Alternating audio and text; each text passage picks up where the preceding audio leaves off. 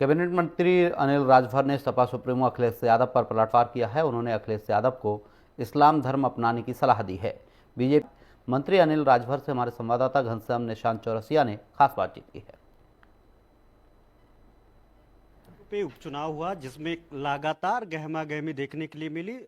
पक्ष और विपक्ष, खासतौर पे हम बात करेंगे भारतीय जनता पार्टी और समाजवादी पार्टी के बीच में ये सीधी लड़ाई देखी जा रही है और इस लड़ाई में लगातार आरोप प्रत्यारोप का दौर चला। मेरे साथ इस पूरे बाबत बात करने के लिए कैबिनेट मंत्री अनिल राजभर जी हैं। सर, समाजवादी पार्टी कह रही है कि पूरे प्रशासन को बेईमानी के लिए उतार दिया गया और लगातार एक एक सीटों पे बेईमानी की गई है, फिर से रिकाउंटिंग की मांग की गई है।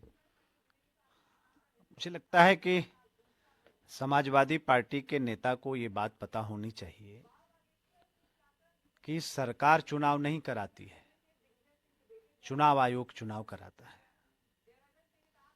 और सरकार के एक एक कर्मचारी, एक एक अधिकारी चुनाव आयोग के अधीन होते हैं। चुनाव आयोग के दिशा निर्देश पर वो काम करते हैं। तो चुनाव की प्रक्रिया जो चलती है वो चुनाव आयोग के हिसाब से चलती है, सरकार से तो कोई लेना देना है नहीं। अब समाजवादी पार्टी को अपना जमाना याद आ रहा हो तो उसके लिए हम लोग क्या कर सकते हैं। उनका कहना है कि सरकार के इशारे पे जितने भी अधिकारी हैं वो करप्शन कर रहे हैं, भ्रष्ट हैं, बेईमानी करने के लिए धांधली करवा रहे हैं और ये सरकार के इशारे पे हो रही है। उन्होंने तमाम लोगों का नाम भी दिया है और आज अगर हम बात करें तो कल फिर से एक पत्र राम गोपाल जी ने लिखा है, राष्ट्रीय महासचिव हैं समाजवादी पार्टी के। उन्होंने लिखा है कि पूरे सीटों पे काउंटिंग की जाए। खासतौर पे मीरापुर का जिक्र किया गया है। एक और सपा प्रदेश अध्यक्ष के द्वारा पत्र लिखा गया है। उन्होंने तमाम बूथों का जिक्र करते हुए वहां पर रिकाउंटिंग की भी बात कर रहे हैं कि कम से कम ठीक है, पूरे 9 सीटों पे तो नहीं, लेकिन मीरापुर के उन सीटों पे उन्होंने जिक्र करते हुए लगभग 2 दर्जन से ज्यादा बूथों का जिक्र किया है। चुनाव आचार संहिता जब लागू हो जाती है तो एक एक कर्मचारी, अधिकारी चुनाव आयोग के अधीन हो जाते हैं। जैसा चुनाव आयोग का मार्गदर्शन मिलता है, आदेश निर्देश मिलता है, उसका वो पालन करते हैं। देखिए, बात है क्या कि समाजवादी पार्टी को हार स्पष्ट दिखाई दे रही है, तो परिणाम आएगा जब वो बुरी तरह हारेंगे तो उनको कहना क्या है, उसकी भूमिका अभी से बना रहे हैं।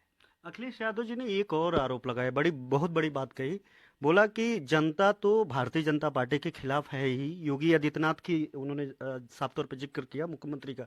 लेकिन इसके साथ ही जनता के अलावा दोनों डीसीएम यानी डिप्टी अगेंस्ट हैं, केंद्रीय नेतृत्व अगेंस्ट है। और उसी के कुछ दिन देर पहले अगर हम बात करें तो डीसीएम केशव प्रसाद मौर्य ने ट्वीट किया था कि हम लोग एक थे, एक हैं और एक रहेंगे, हम लोगों के अंदर कोई मतभेद नहीं है। तो ये इस बात की चर्चा ही क्यों? नहीं लगता है कि अगर इस बात की चर्चा समाज में बढ़ेगी तो चर्चा उसी बात की होती जहां पे कोई बात होती है, तो इससे भारतीय जनता पार्टी का नुकसान है? कोई नुकसान नहीं है। आप लोगों को बड़ी बात लगती होगी अखिलेश यादव की, हम लोगों को नहीं लगती। अभी अखिलेश यादव को बहुत कुछ राजनीति में सीखना है, ठीक है ना। तो वो अभी ऐसे, उनको बहुत बाद में राजनीति समझ में आएगी, इतना जल्दी राजनीति कहाँ समझ में आ जाएगी उनको।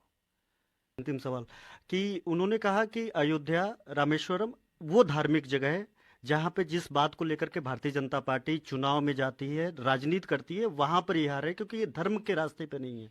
लगातार धर्म पे अटैक कर रहे हैं अखिलेश यादव। करने दीजिए, बल्कि खुल के इस्लाम कबूल कर लें। हम लोगों को क्या आपत्ति है। और अयोध्या जी की अगर वो बात कर रहे हैं तो अयोध्या विधानसभा जहां भगवान का मंदिर है, वहां की जनता ने हमें दिल खोलकर आशीर्वाद दिया।